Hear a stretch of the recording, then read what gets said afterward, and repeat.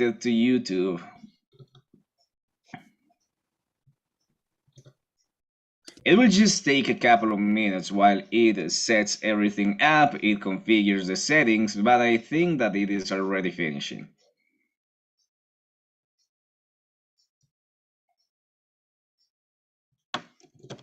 To YouTube. Oh, there we go. All right, in this moment we are on live. So good. I'm going to send this invitation to all the Columbus community so that they can connect and see your presentations. So just give me a second. I'm writing the invitation to my colleagues.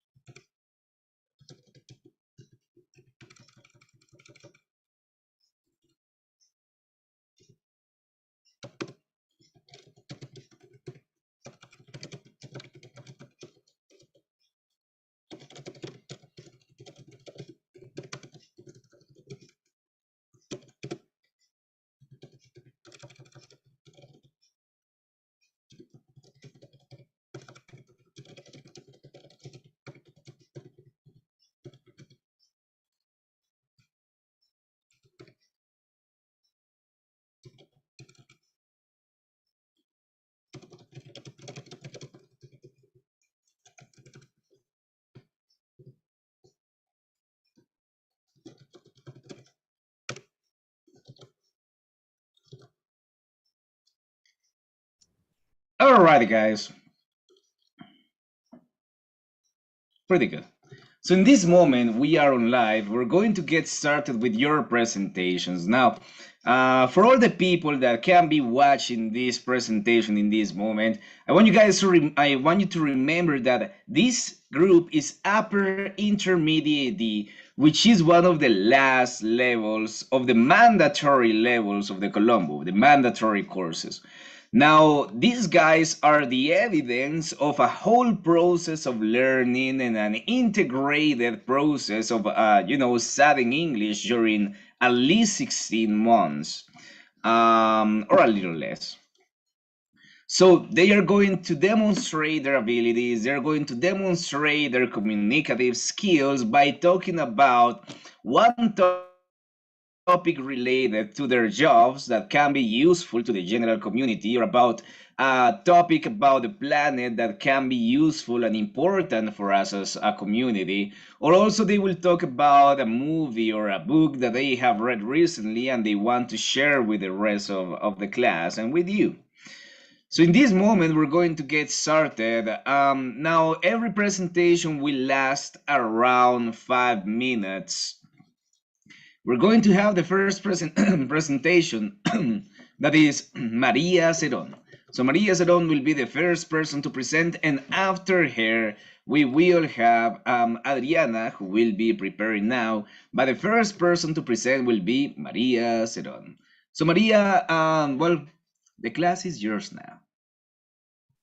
Okay, thank you. I am going to share the screen. So then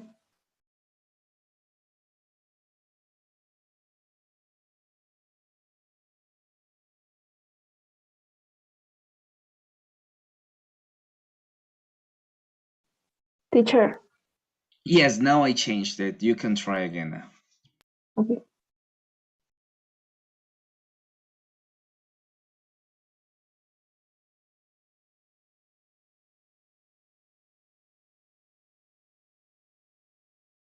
Okay, you can see my screen? Yes, I can see your PowerPoint presentation. Can you make it bigger? Yes.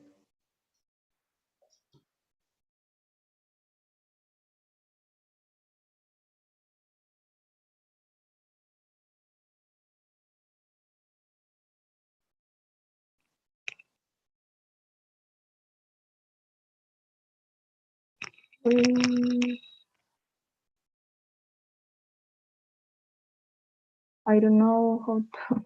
So I think you can click where it says presentación, and then it will get in full screen. Yes. There you go. Okay.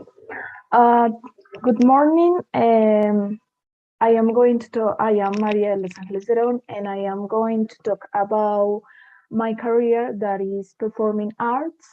And yes, I am going to share how important is art and those things. And the introduction.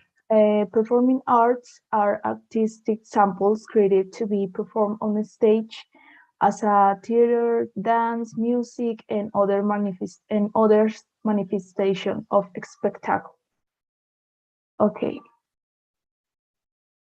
I am going to say performing arts is so important to the society because it helps to the process of the culture, helps to the process of technology, and helps to the process to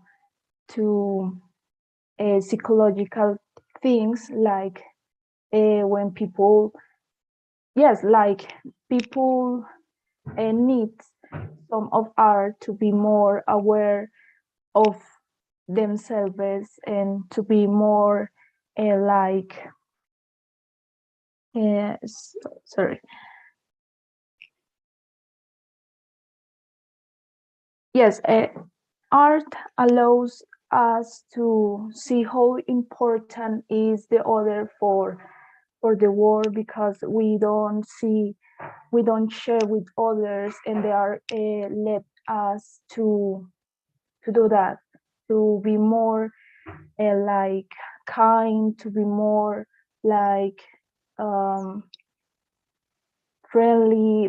Yes, like not only with others, it's also with ourselves, because our the art let us to know ourselves, to yes, to I don't know how to say it, but yes, it helps to know ourselves and know how and know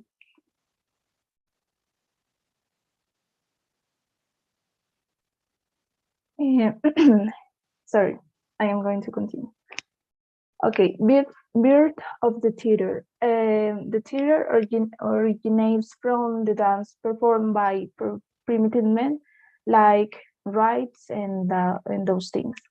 The theater was born in Athens, Greece, between 5th and 6th centuries before Christ. Rites in honor of the sorry, the theater born from rites in honor of Dionysus, god, that is god of the wine and the fertility.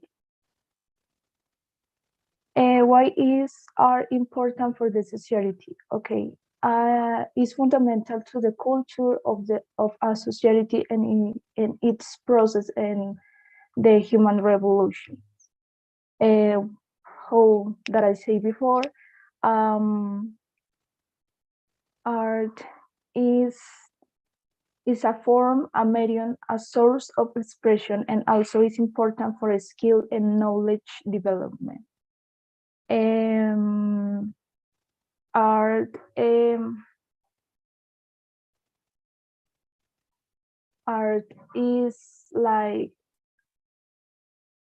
is important because art is everything. Art, you can find art in all the places, and the people don't know those things. The people say that, oh, the art is not important because uh, other careers are more important, but no, art is so important, like medicine, like I don't know, like those careers that are so important in the world, but art is the most important thing um, because helps to the process of the customs, to the culture, and art begins before that other things.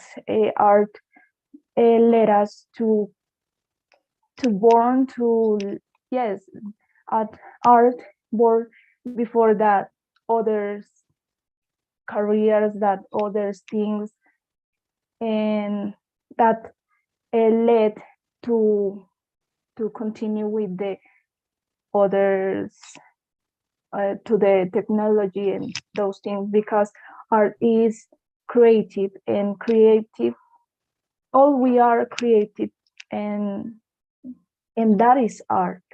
Create things is art. Art is in medicine, because when you in medicine you have to do many things like help people, and you have to be more like more human, and art is there because art is create a form to share with others, and yes, in those things. Okay, here's are some courses that I see in performing arts. That is dance. And in dance, the teachers are pretty good and are very patient with us. Sorry. I'm very nervous, but okay. In dance, we have to do like learn about dream. Sorry, I forget the word, but yes.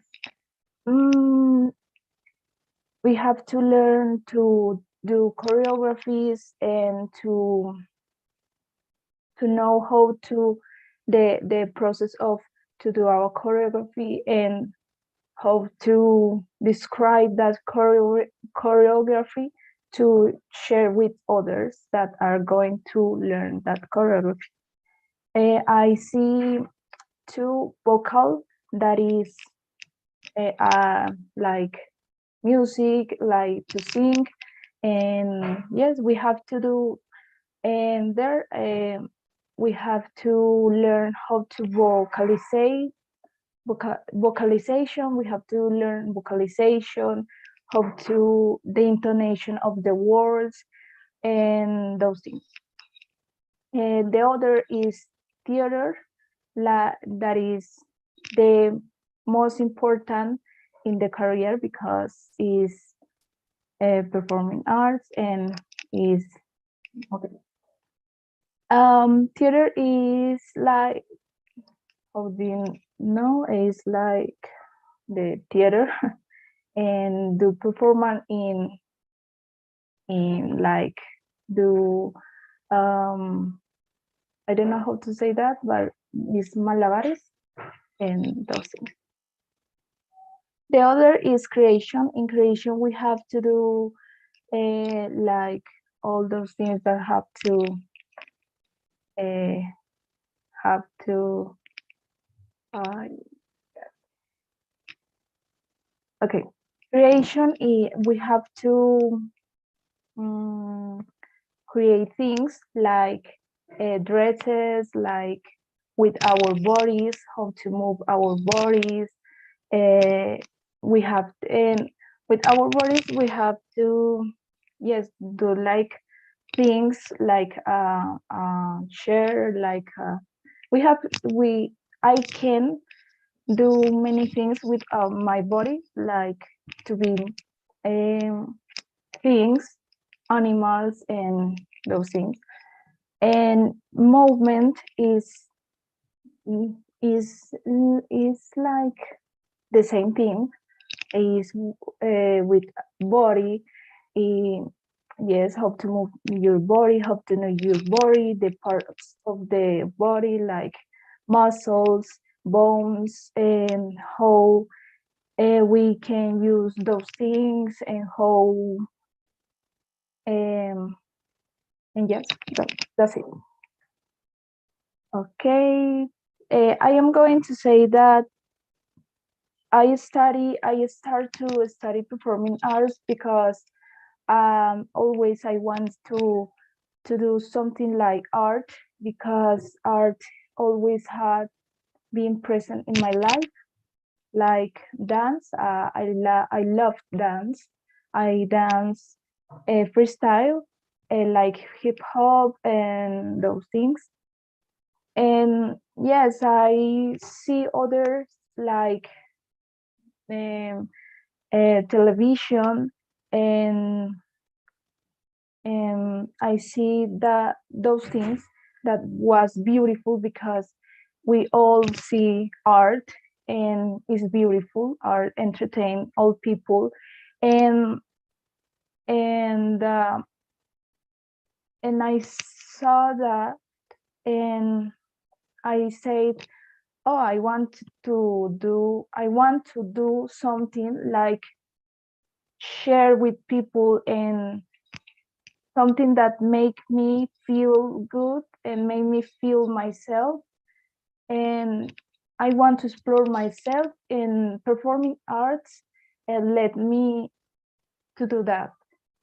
And let me to explore myself free, because you can do free there.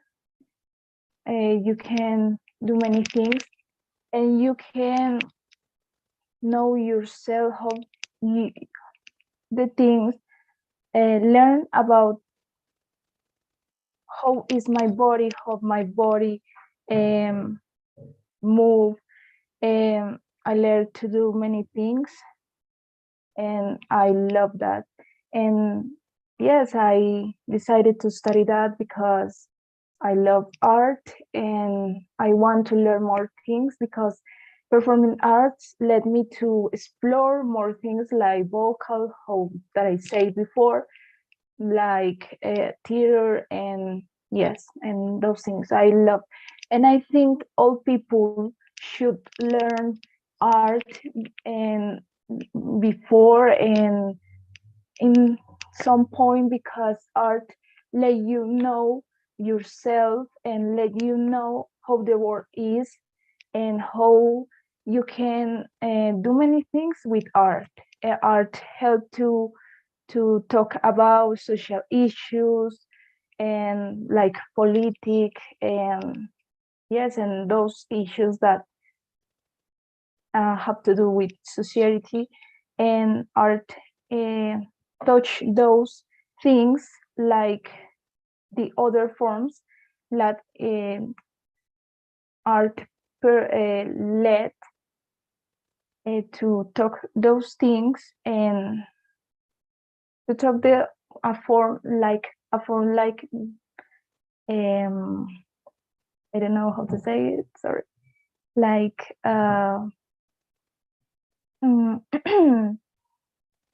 yes, like more interesting, like be more interesting. And yes, that's it. And I am very grateful for uh, thank you so much.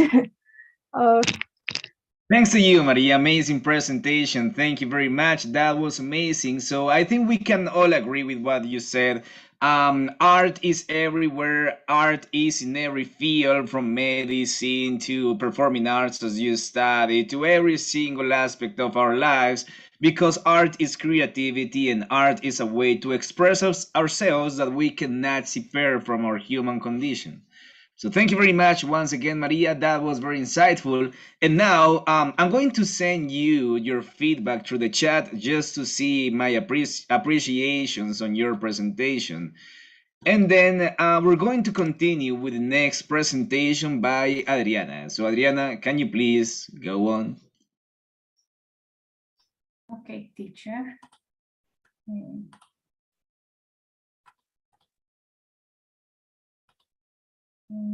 A moment. All right, so lights, cameras, and action. Please, a minute, teacher.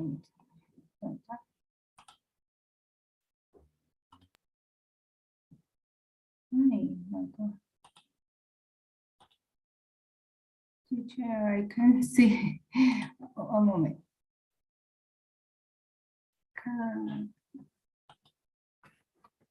And can you see me? Yes, I can see you. Your presentation is also there. Can you try to make it bigger? Okay. There you go. Okay. Have you ever thought about your own organic waste? Haven't you? All of us are consuming a lot of food, but we aren't responsible about our organic waste. However, we are increasing the waste what is getting to Manizales landfill. In Manizales, all of us generates 350 kilograms of waste by year. Can you believe it? I am very interested in environment issues. That is why I'm going to share a good way to take advantage of your organic waste. Can we do anything to improve that situation? Of course. You can be more conscious when you are buying, and you can plan better the quantity you need to eat. Nevertheless, when you are cooking, you have some organic waste which you can collect into a container instead of throwing them out. After that, you can compost it yourself, or you can give it to recycle companies at the city. Why? Why should you compost? The first reason is save waste to the landfill, yes? When you are throwing the organic waste out, you are reducing the lifetime of the Esmeralda landfill. But it's will be until 2044. Some people think this is a problem with the major city, but not really, because the waste is an issue which concerns to whole city. The second reason is reduce the greenhouse effect, because if you send less organic waste to the landfill to burn, we wouldn't gas. Then this is a good way to improve our carbon footprint. The third reason is the compost generates employment. You can see at the city and the other countries a lot of companies which are working about that, and they are take advantage about our organic waste. In America, we have some countries like Argentina and Chile. They are working with the population, the government. The government gives some benefits about the duties, about the education to the population to improve the environment issues. In Colombia, we are not yet, is my personal opinion. How do you compost? It's very easy.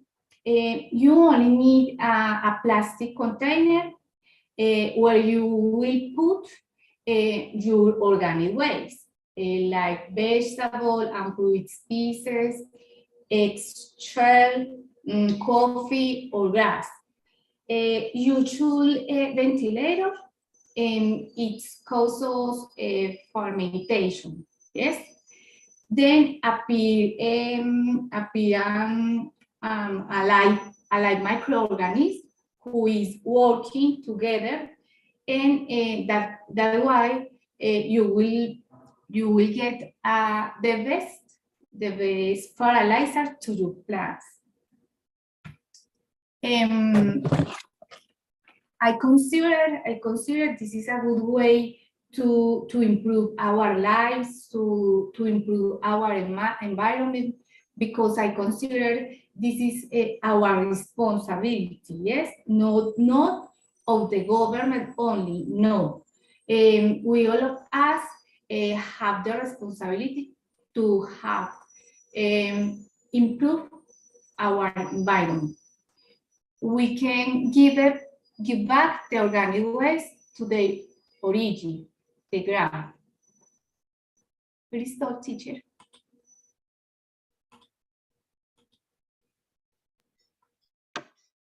Alrighty, Adriana, thank you very much for your amazing presentation. Something that I really love about it is the fact that you spoke about a topic that is very personal to each of us because it really addresses a community problem that we have specifically in Manizales. It is a way to grow awareness of the fact that we have to take care of our own waste because eventually in just a couple of years La Esmeralda, that is, you know, the place where all of our trash is taken, it will collapse and then we will have to find another space and that will drastically affect the environmental development of our city.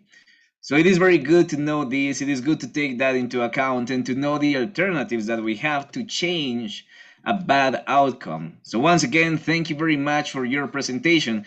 In the chat, I'm going to send you a private message with my appreciations of your presentation as well as the feedback and the grade. Thank you very much for your presentation. Now let's continue with the next presentation in the day of today, that is by Angela Martinez. Angela, please go on.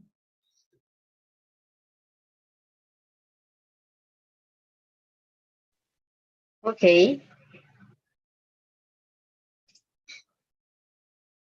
Are you looking at my screen now? Not yet, not yet.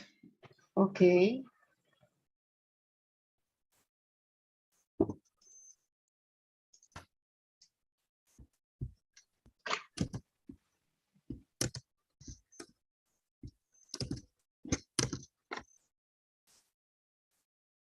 And what about now?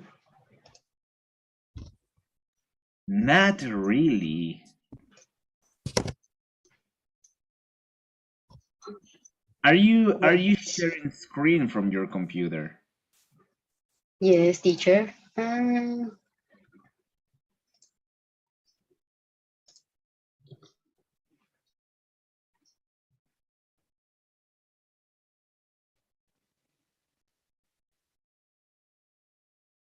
There we go. Now we can see your screen. Okay. Okay. Okay.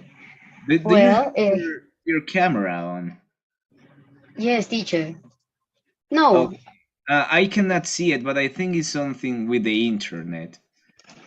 Oh my God. So it is all right. Just share screen. I think it will eventually come on image, okay?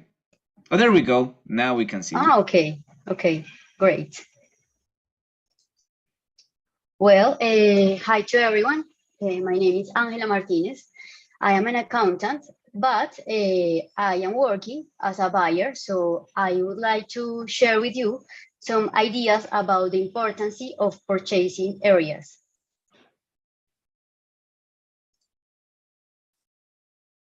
Okay, I would like to start with this. We are shopping all the time. We are shopping groceries, we are shopping clothes, we are shopping services, but we are not conscious about that. So I would like to know that, to share this with you. And I would like to ask you something. Have you ever heard about working as a buyer for a company? The most common answer to this question could be no. It's not common to know about this like a profession. For example, in my case, I am working as a buyer about since 4 years, more or less. But this is a trend for biggest companies and for the trading market. Okay, let's start. Being a purchaser means that you should have that you should be able to work with your team, to listen to your team, listen what they need. Co-working is really important, and being a great team worker. Getting involved in several areas for the company. You should get involved in finances, in production areas, and it is really important for being a purchaser to know the expenses analysis, to how to do a great expense analysis, because you should be ready for know the expenses, the profits, all those things that could affect the final cost for a product. We have some responsibilities. For example, the most important thing to a buyer is to generate savings for the company that you work, to guarantee the quality of the product that you are buying for the company and for the processes. And one of the most important things in this process could be to be sure about that you are working with reliable suppliers in terms of legal situation, the situation or the origin of their sources, and of course the legal situation of the supplier, because when we are buying some stuff, we are not searching the origin of their funds. So it's really important to know anything about your supplier. And of course, we work to reduce the cost impact on the final product, as I already told you.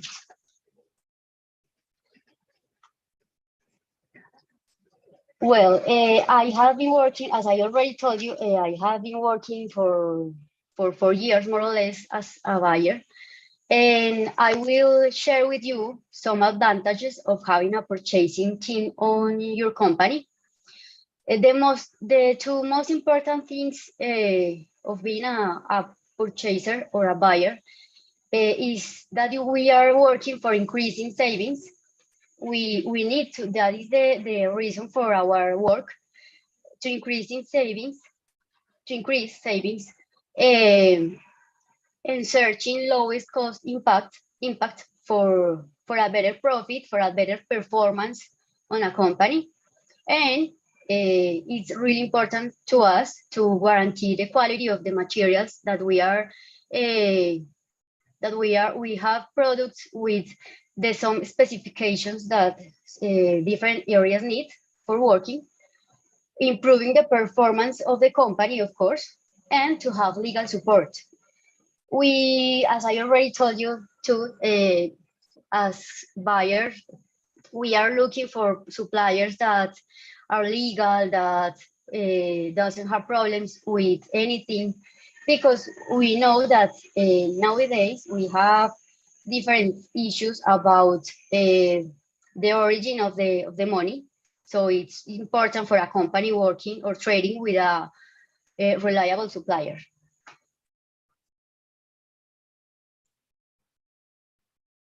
Okay, I would like to finish my presentation with you asking something.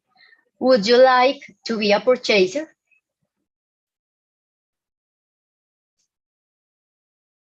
Okay, that's it. Thank you so much.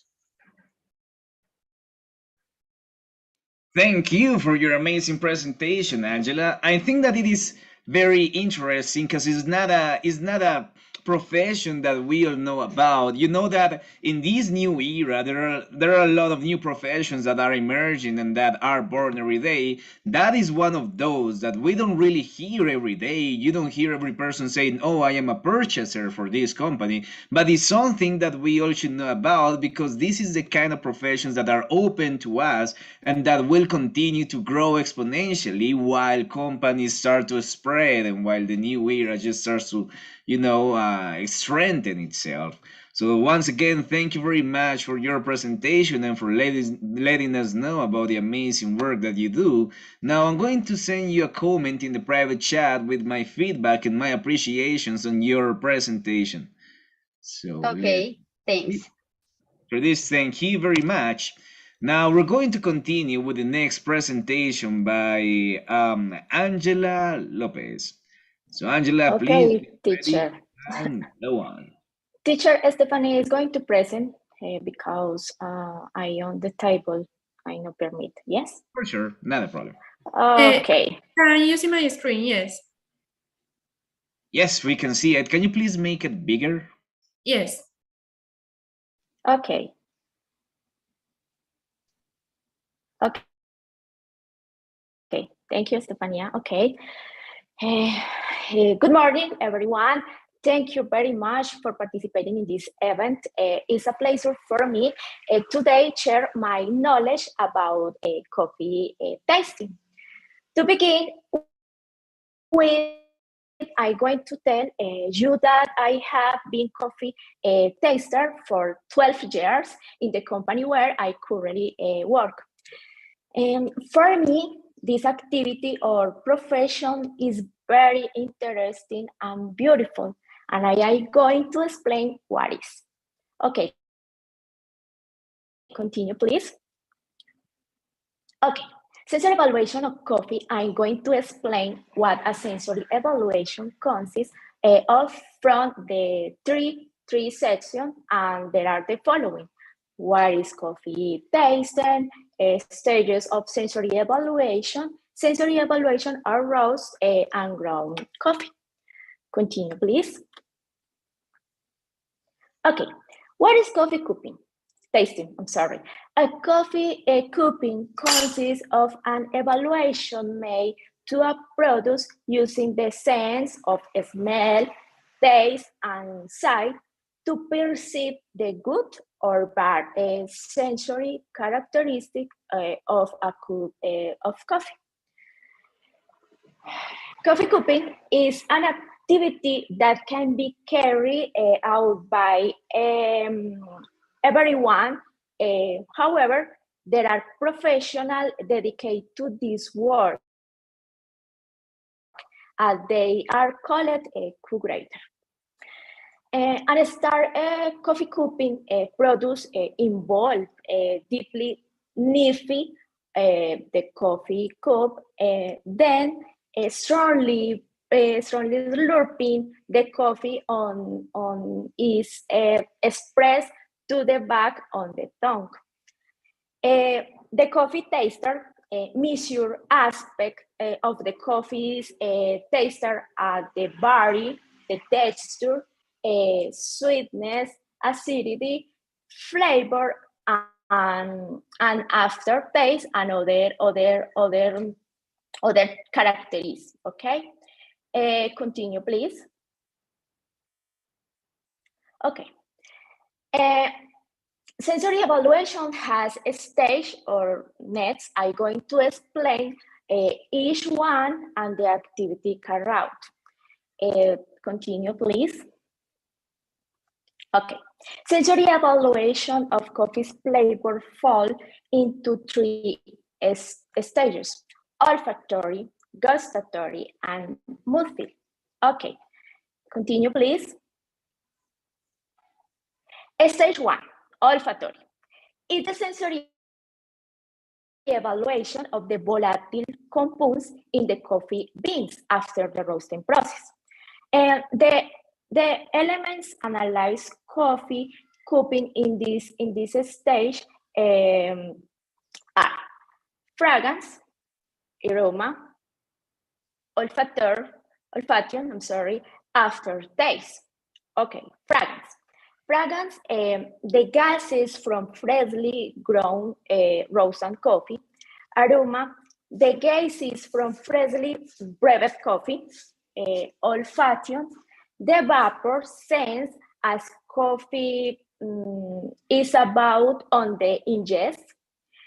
And aftertaste, the vapors remain in the mouth after coffee is inject. Okay, please continue. Okay, stage two, gustatory. Gustatory is in one of the most important activity or stages of the tasting process because here the four basic flavors: sweet, bitter, salty, and sour. that the tongue can detect.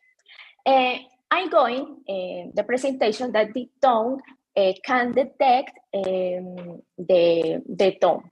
Observe, so I'm sorry, of the tones so that you can observe where each flavor is felt. Okay. The bitter is felt on the back, the sweet on the tip, the salty on the sides in the front, and the sour on the sides in the back. Okay, continue, please. Okay, sensory mouthfeel is the tactile sense derived from physical sensation in the mouth during after ingestion of beverage. In the tasting, the density and viscosity of the coffee are felt by tongue. This sensation is also called texture and vary. For example, when I drink a yogurt, is viscosity. Is the example more fácil de understand. Okay, continue, please. Okay, thank you. Sensory evaluation or roasting and groughing coffee.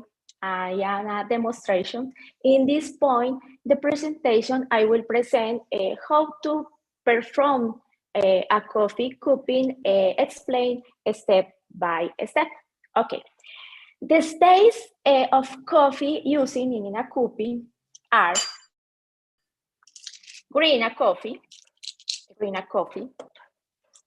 roast coffee,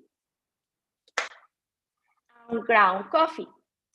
And another elements, a spoon, cup, and jar, and water. Okay, let's start. Step 1, weigh 12 grams of a ground coffee in a cup. Okay. Step 2, evaluate fragrance. Step 3, pour water 100 milliliters over the ground coffee, approximately 92 Celsius, 92 Celsius. Okay. Step 4, let the coffee steep for 3 or 5 minutes. For time reason, I will continue. Step 5, evaluate coffee aroma. Step 6, break the crunch of coffee. I'm sorry, I am nervous. Coffee. And remove the grounds coffee. Okay. And remove the coffee. Okay. Taste the coffee strongly slurping.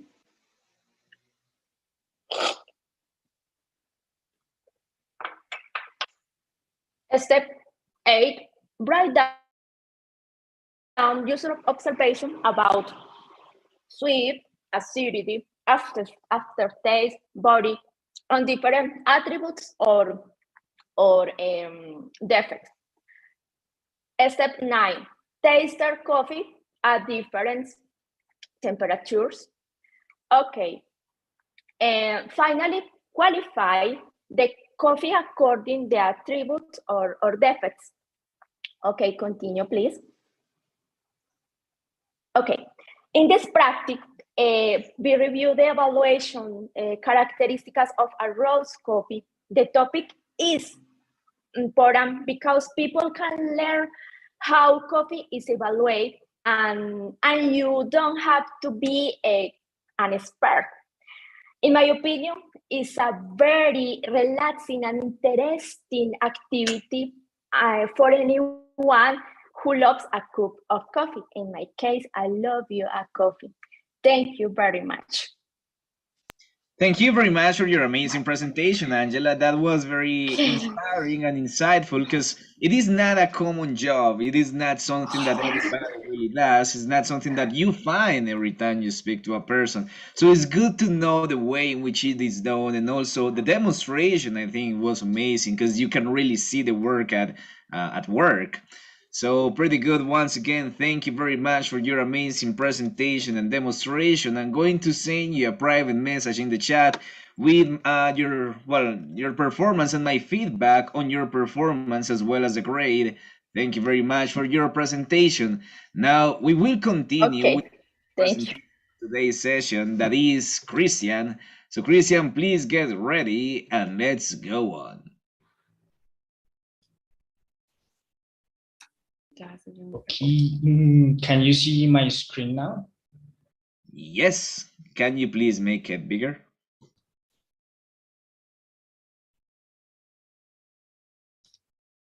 Okay. Now? Well, we're seeing the interface where you change the lights. So can you change it? Because you know that when you present, you have two different screens. You have one screen that is for you, that has the gray part with the two screens, and then there is the other one that is the full screen. Can you change it for the full screen? I'm not sure about that, but I think it's good for me. I don't know if for you is good too. We are seeing what you are seeing. If you're seeing a gray screen with two different color screens, that is what we're seeing too.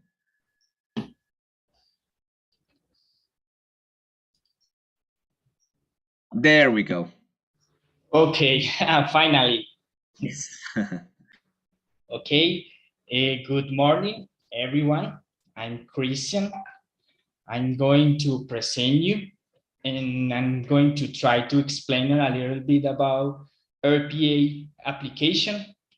I am a system engineer, and I have worked in this technology for almost 2 years, which is very, very useful nowadays, and several companies are integrating this technology in their process in order to improve their activities. Okay, let's start.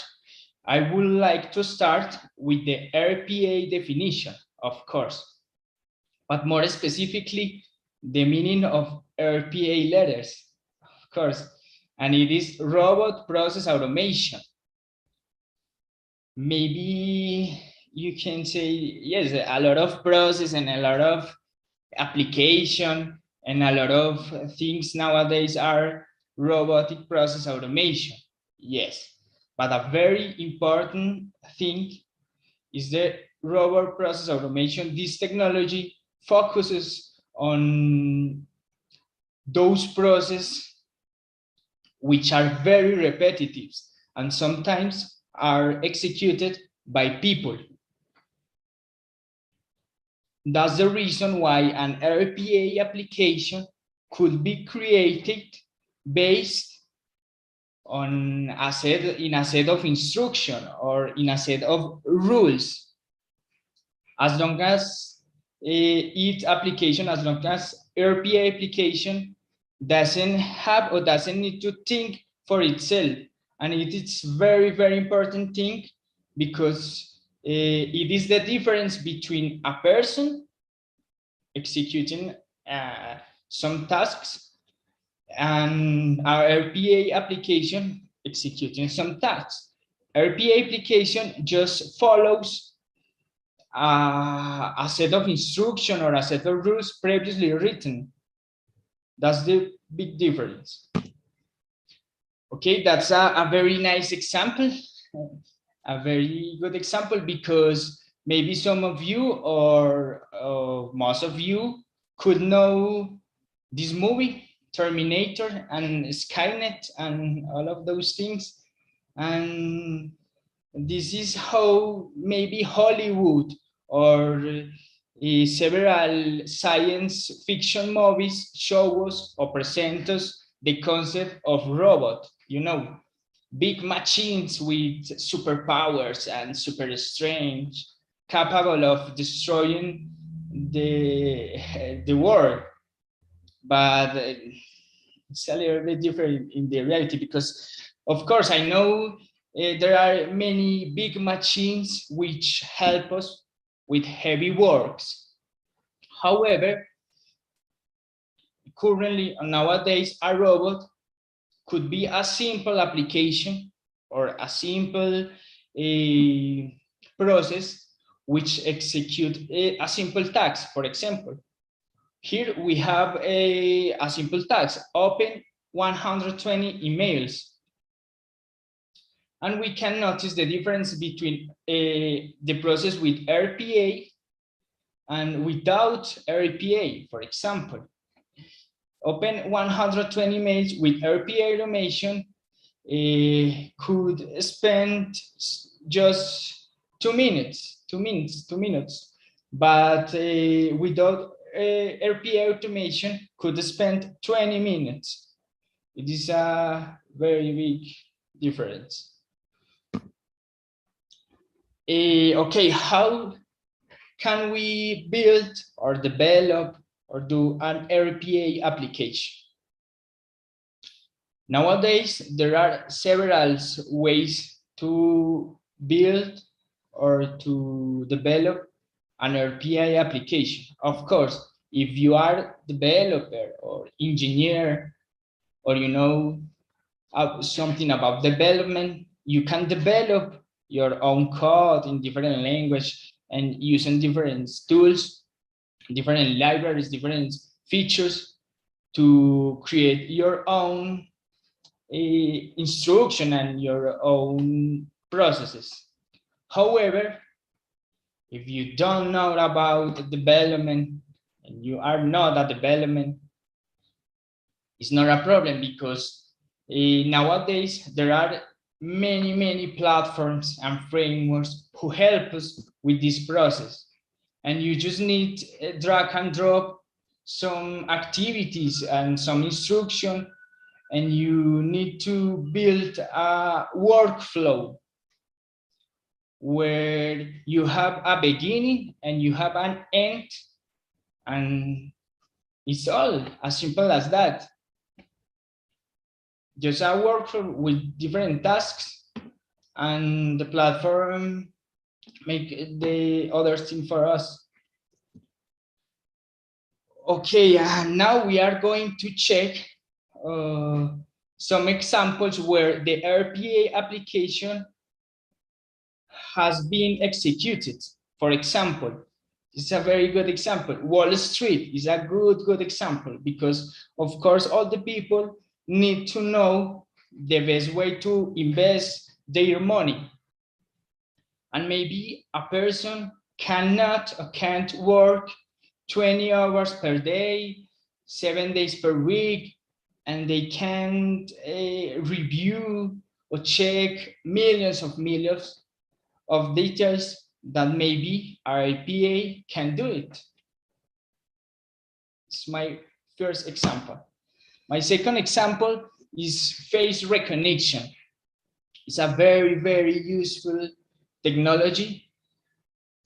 And for example, the companies need to know if with the remote work, for example, if the person in front of the computer is real, the person who belongs of their company, for example. And of course, their RPA application can compare an image previously uploaded in a database with an image that the camera is taking at the moment, and notify us if it's the same person or not. And this is one of my favorite examples. The rapist. We know there are very bad people around the world, of course. And for the police, it's impossible to check millions or chats and on different platforms, on different applications, on different social media applications.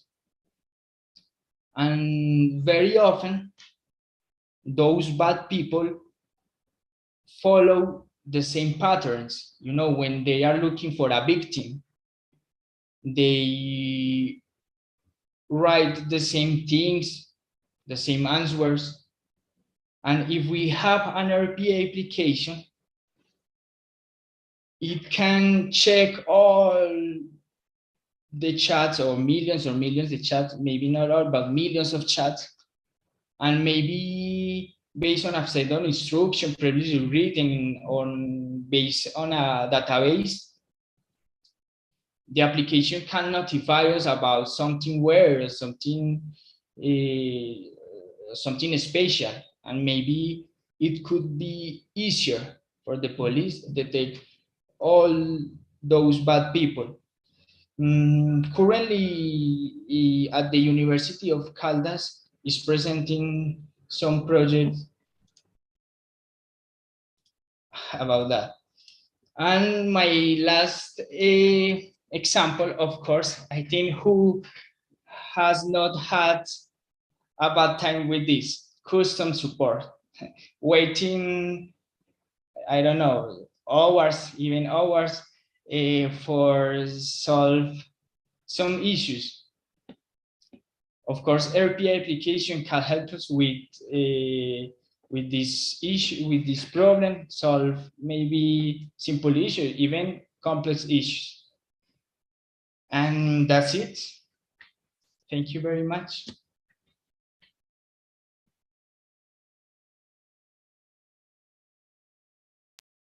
Alrighty, thank you very much, Christian. That was an amazing presentation, very insightful on how to automate and how to make use of these tools that we have nowadays. You know that this has become very common and it will continue to become very common. The use of this kind of robotic intelligence and artificial uses to improve our work and to find, you know, better ways to invest our time on.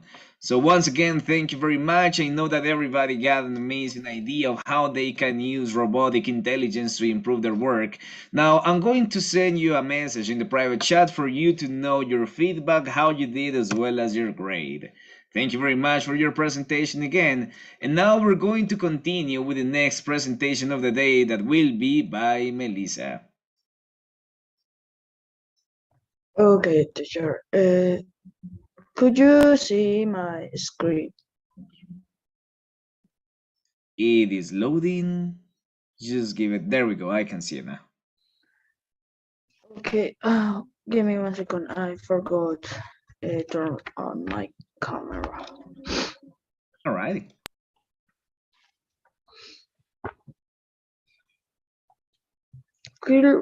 Yeah. Okay. Well, let's talk about of my two careers. That is physical education and system engineer. So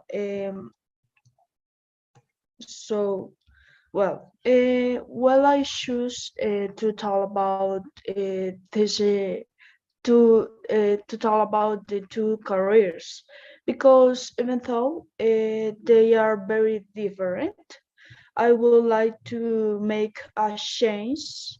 I would like to make the change. A system engineer is all aspect of a project or system in variety of fields.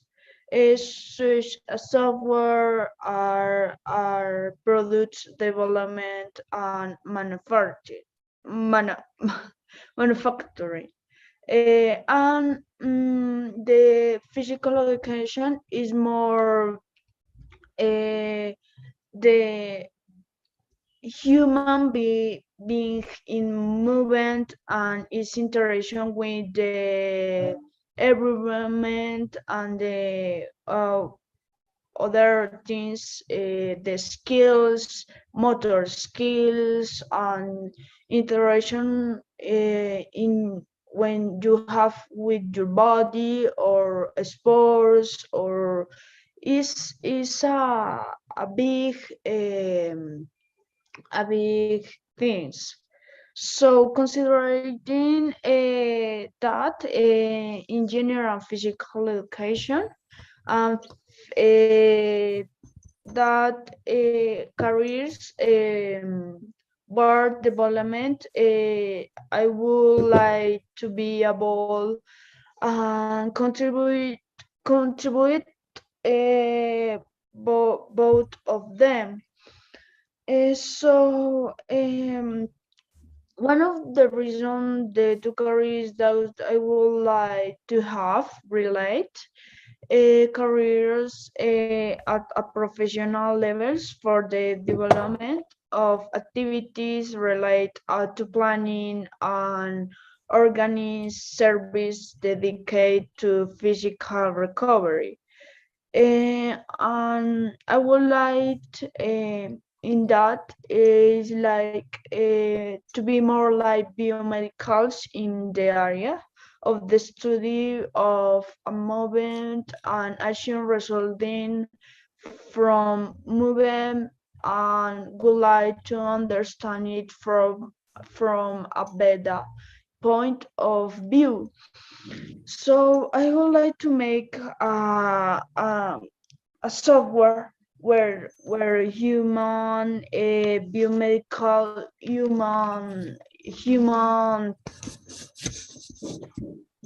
human analysis is simply by means of different tools on appropriate information, and help user to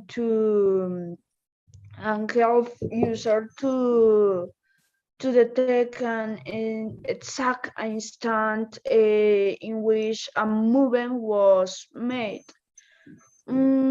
So I mean, I think to say already exists, but I would love to create one and make change to one and to one of my to change it's so that I can integrate physical and engineer system and other systems and other things. That is all.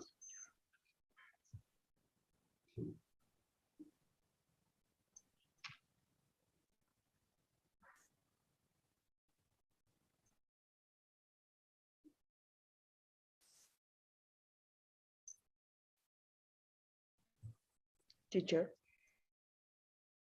Well, thank you very much, Melissa. I think a couple of our partners disconnected. I think there was an energy blackout.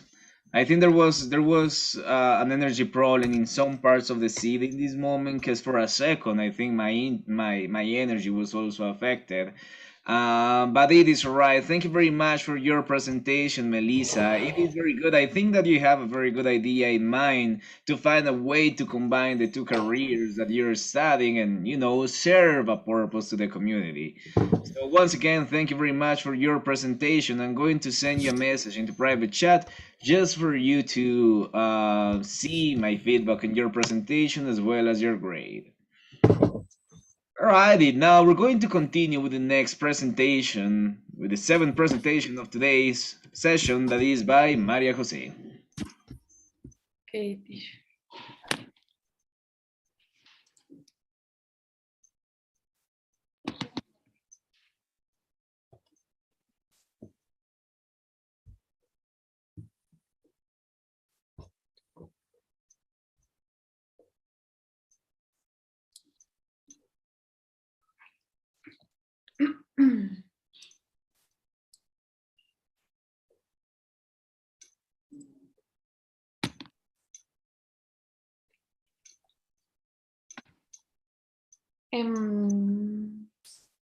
So good morning. My name is Maria Jose Huitrago. I'm going to talk about the social networks and consumer use. For me, it's a very important topic nowadays because it's what's happening in this moment. Okay, first of all, I'm going to, to say what is consumerism for me and for many people. In this moment, consumerism is the belief that people's happiness requires purchasing goods and services in an increasing amount. So for that reason, in this moment, social media has become in the main way that consumers use to communicate. Why? Because by social media, you can share in your own stories. And if you can chat with someone, you can write them. So in social media, you can talk about your favorite brands, what is in trend, what is fashionable, and what is in every season in trend. Yes, for that reason, social media is the main way to communicate in nowadays.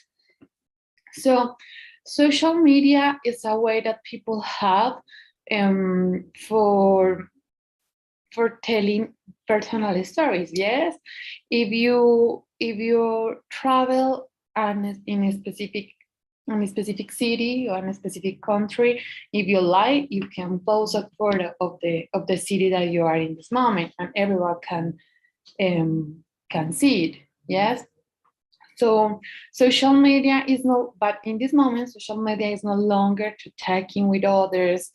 And in this moment, they can use to buy products, to see what is in trend, and to see what the brands want to that you see. See, for that reason, social networks have a new purpose every day. It has become a place not only for meeting people. So as I say, yes, if you have a boyfriend in another country and you say and you're here in Colombia, you can text, but in this moment it's not for only that. Yes, in this moment it's a place for brands to find their digital voice. Yes, and try to get noticed. For example, the most important thing for brands is sharing their tests. Yes. A specific brand have a very important season, yes, and the brand posts every day about the season. For example, the clothes that they have, the shoes that they use, and people like us see all things all the time. So for that reason, it's more important for brands. Also, a brand can share or post their preference and products. So the business have realized, and they can use social media to generate insights, stimulate demand, and create targeted the product offerings. For that reason, social media is the best place in this moment for brands. Yes, but there are sometimes some numbers that are important to say. For example, in this moment, there are 2.7 million users on Facebook, 60 million people use Twitter, and 1.2 million users on Instagram. Yes, there are an incredible days. In the past, it's as popular as radio and television in some years ago. So the conclusion of this is that this social media can influence the purchasing decision on customers. Yes, because if you have a social group, and you see that your friends are posting things about a specific brand that is sports, yes, and then the t-shirt is beautiful. So, okay, many things. You usually say, oh yes, this brand is good, and my friends buy in this brand. So for that reason, the social media can influence your purchasing decision. Yes, the truth is that they not work as well on a space and a physical space, but many things. The first thing is the confidence. Yes, many people don't have the confidence or the trust to buy by internet. So the brands are constantly trying to search new channels in the platforms to create communities and be able to generate a greater trust and visibility. And the people can trust in your brand, the people can trust that can buy by internet, and is a safe place. Okay, one of the most unique elements of social media is that does the communicate that a retailer and a customer can have. Yes, customer can voluntarily opt into a retailer's marketing channel. Yes, for that reason, it's uncommon for retailers to offer exclusive deals on their social channels, make new announcements, launch new products, and offer various other perks on their most devoted fans. As I say, to create communities is very important in this moment. And people who voluntarily follow them online, the brands, in specific in this moment, the brands. With social media, retailers and customers in these moments can now have two-way conversation rather, yeah, that one-side-one. And in the process, company can build a loyal customer. As I say, the communities are the more important that brands need to do and need to create in this moment to generate a safe place for people, and the people can trust in to buy by internet. A very important topic to that is COVID-19 pandemic. For the reason is banned because according to La República, search-related purchases increased to 100% in the world. In Latin America, sales grew to 3%, and in Colombia, 130%. There are amazing dates, and all this passed by the internet. Yes, the world is so advanced in this moment, the technology is so advanced, so we need to change with the technology, we need to change with the world. So for me, it's a really important because it informs about the channels that the business use and the companies needs to use in this moment. Yes, the market is so changing, and the companies need to change with the world, with the market, or a brand can go down in a specific moment. The conclusion that I have of why it's so important is because it's not only about the channels that a brand can use. No, it's about the connecting data that we have in this moment. For example, in this moment, 4.6 billion people are internet users. Yes, so I think that the world is advancing very fast. We must adapt every day, in every time, to the business, in this type of business, in virtual sales. But an important thing that I say too is that they want to improve the SIP of health and cybersecurity. This is a very important thing. Because many people is afraid about if you buy by internet, probably you can have any type of fraud. So the brands and the companies and the business in general need to work in the cybersecurity in the internet. So thank you very much.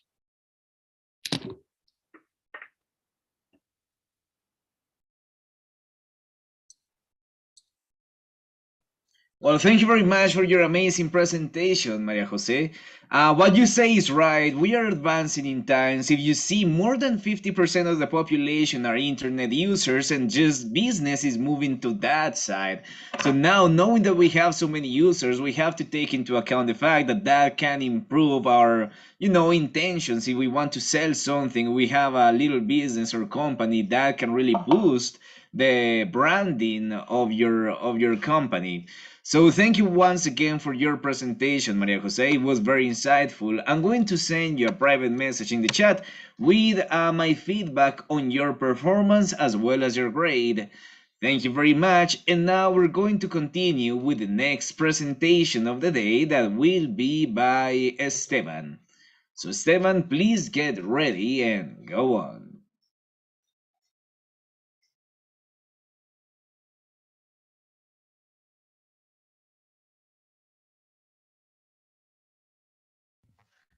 Okay. So you can see my screen.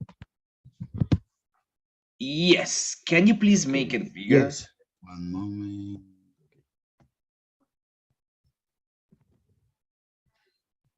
Okay.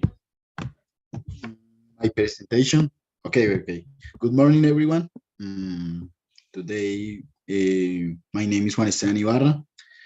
The presentation name is Monitor over Life. So today I'm going to talk about a very interesting topic for me, but I think it's a little sad.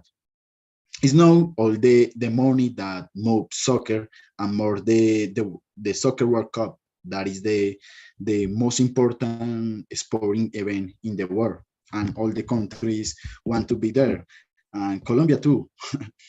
I hope that Colombia plays on top, but it's very difficult.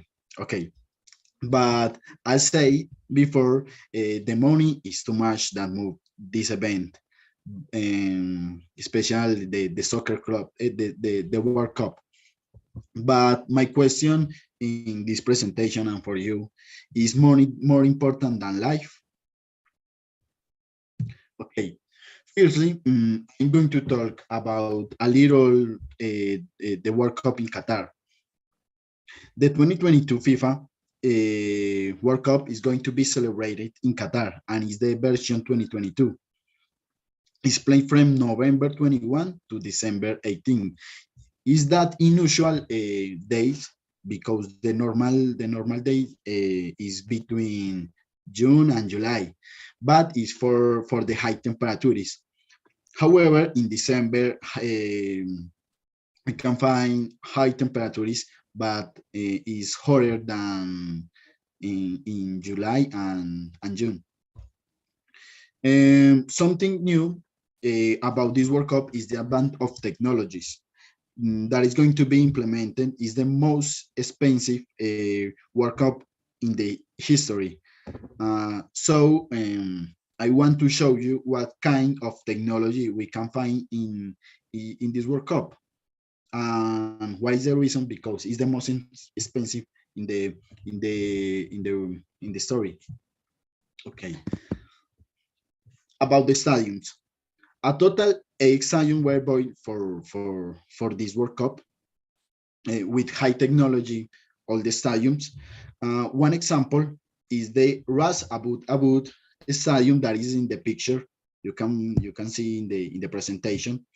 Um, the curiosity of this stadium that is removable. What is removable? So when finishes the World Cup, this stadium, you can see this stadium in other cities, on other countries. And this stadium is in Doha. Doha is the capital of Qatar. As I told you, the calendar um, change is due to the high temperatures in Qatar. However, in December the sun is also very hot, and that is the reason because they implemented the air conditional system that will keep everyone cool once inside. You can see the screen. That is the air conditional system in every stadium. So, but not only on the field, is planning to keep fans cool. Of the outdoor stadiums, they will be artificial clouds that will constantly provide shade. That is, I think, is amazing because is is advance of technology in the expression. Other thing is the public means of transportations. For example, you can go to, for example, to two matches in one day, because you can go to the one stadium to another in 1 hour. So is important for the organization because many persons want to be in different matches. But okay, The majority of workers are migrant. It's like a 90%. Looking for work in Qatar, escape to a poverty and employment in countries like Nepal, Bangladesh, and India, and others. But that is the principle. But not everything is good as I seem. This World Cup has not been. This World Cup has been a lot of controversy of the violation of the human rights happening in the construction of the infrastructure. Okay, more than 6,500 workers died since 2010. It's a high number. These workers are working between 16 and 18 hours every day with inhuman conditions because the sun is we in Qatar we can find the temperature is like 50 degrees centigrade. These workers are sleeping in a small place around with a lot of persons in a small place. Sometimes the payment is not well. And all of these factors can lead to the serious problems in his bodies, and no respect the human rights. Players from the most important teams in the world, like Germany, Netherlands,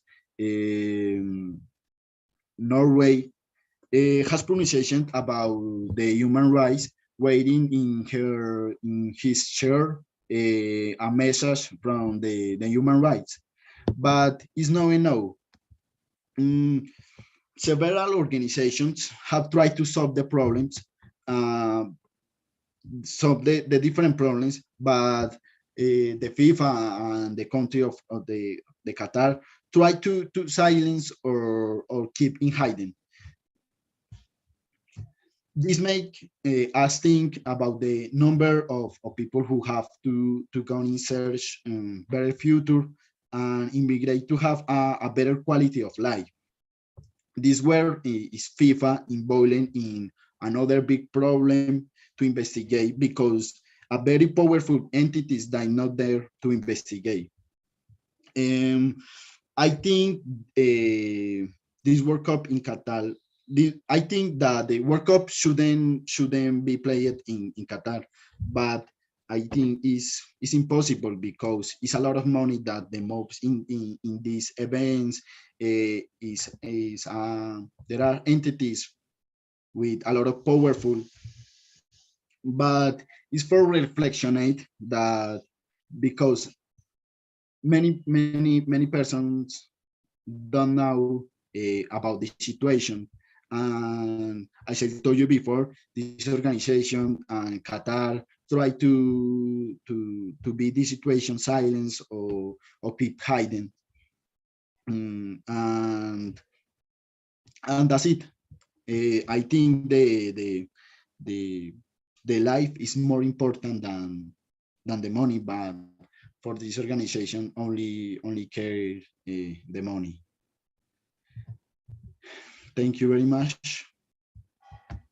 Alrighty, thank you very much for your presentation, Juanes. And you're right, it is a very interesting presentation, but it is something also that is sad to know that something that was made to entertain the world, to give happiness to the people that like soccer and that like these big and huge events, these kind of organizations just care about the money. So they do everything that they can just to become bigger, to become richer and more powerful, even if that put lives at risk.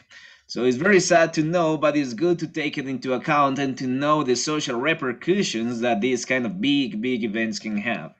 Right, you will find my feedback on your performance in the chat as well as your grade. Thank you very much for your presentation. And now we will continue with the next presentation on the day of today, that is by Estefania. So Estefa, please go on.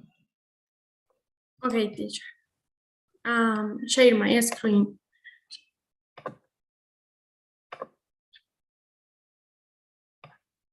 Can you see my screen? Yes. Can you please make it bigger? Okay, one moment.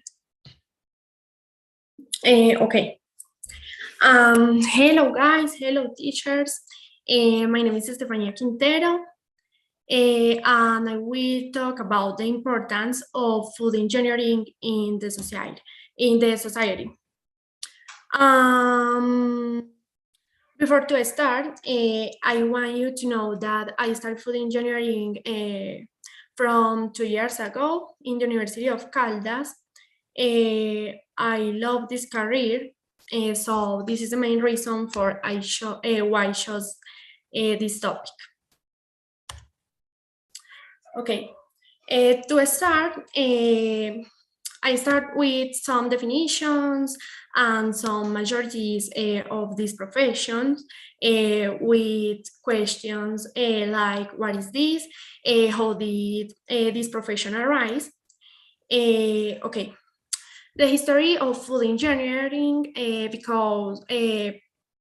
begins from many years ago when people saw that food rotted. So they searched natural alternatives to maintain the food. For example, they used the salt and snow like natural preservatives. Now, maybe your question you about what does a food engineer do, which is his job. And okay, in general, a food engineer is in charge that whole food process, and they can work in areas like production, development, regulation, quality management, or administration of a product or food companies.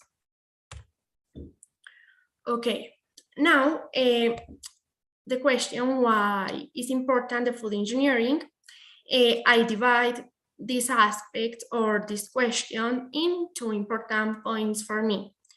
The first is development of countries, and the second is people's health. And okay, to continue, I will talk a little about this. And okay, in the development of countries, the food engineering is very important to a positive economy because it's lined up with territorial development plans. For example, in aspects like technology, it's allow improve the efficiency of the process. Then reduce costs and increase the demands.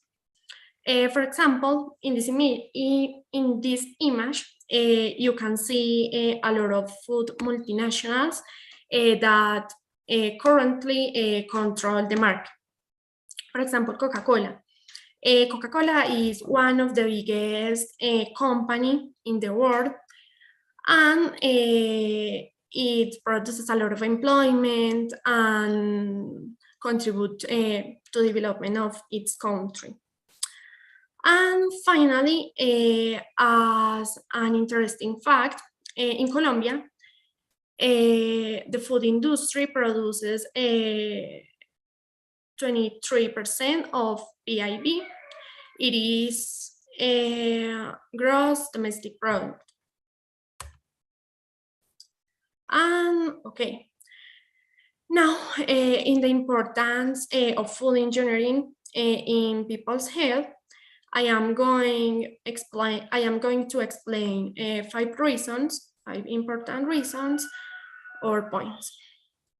Okay, the first reason is the importance of this profession due to population growth, because currently people can feed only organic or fresh products. No, people must consume some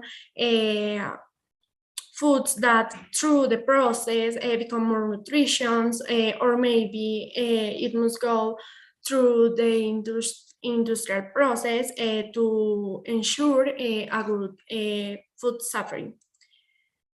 And for example, the corn represents 40% of the world's food, and it must go through a process to turn into other products and get the necessary starch for the body. Yeah, and obviously it's essential that these processes are monitored by a professional that, in this case, that professional is a food engineer. And okay, minimize chemical products. Food engineering are continuously searching how minimize chemical products like emulsifiers, preservatives, dyes for natural products. Replace these chemical products for natural products because chemical products are bad for the body. And a food engineer also is in charge that proper handling, proper transport, safety food to avoid disease and pathogenic microorganisms in consumers. And finally, food engineering is searching the way to improve the food services, for example, innovating and standardizing products in places like restaurants, coffee shops, among others. And it's all. Remember that in everything you eat, a food engineer is present.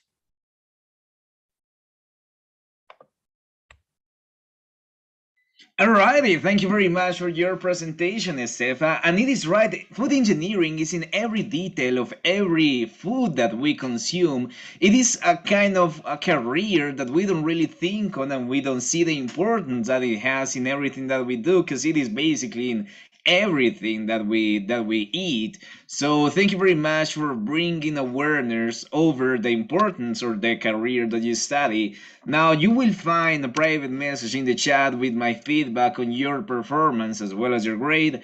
Thank you very much for your presentation. Now we're going to continue with the next presentation on the day of today, that is by Juan Felipe. So Juan Felipe, please go on. Sure, just give me a sec while I present and share my screen.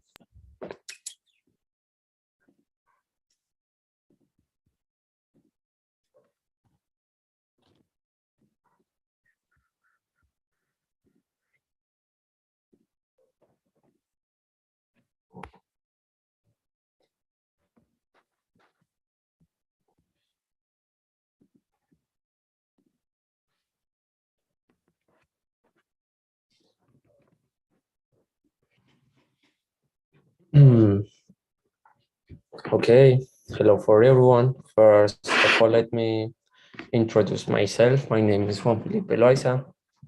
Actually, I'm studied medicine at the University of Caldas, and it is one of the reasons of why today I'm going to talk about medicine, and especially the functional medicine.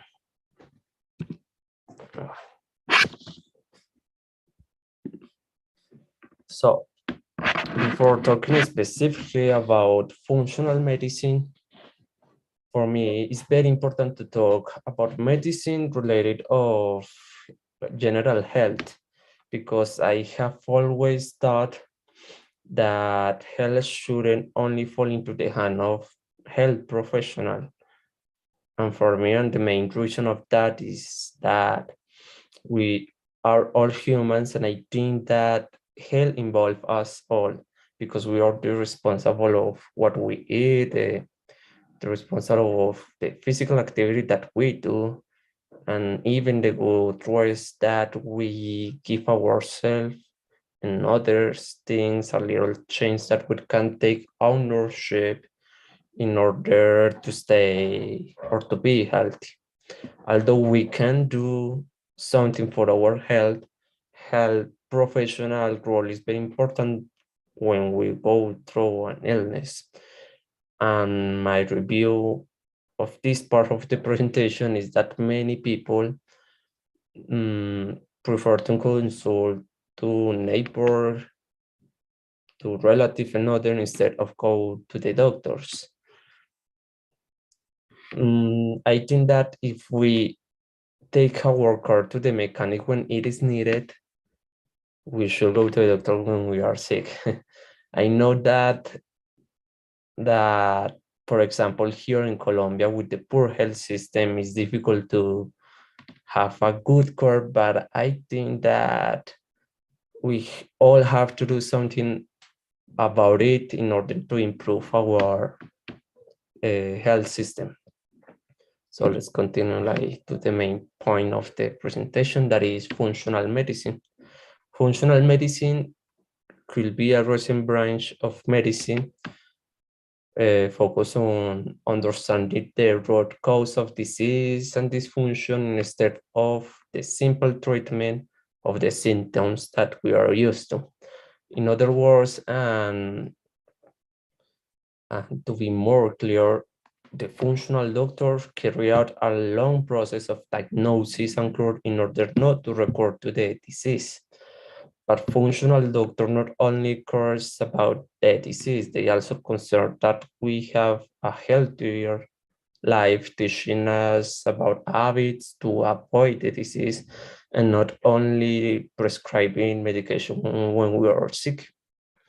Otherwise, and unfortunately, in our poor system that makes doctors cure the symptoms generated by the disease, and they even can relieve the patient, but disease can persist because their solution is to relieve only the symptoms, even with the help of drugs that can alter our biological function.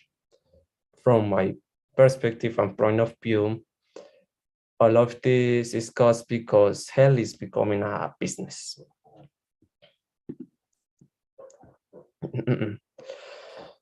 And the main reason about why the health is becoming a business is because there is a big and strong support of food industry and even the pharmaceutical industry.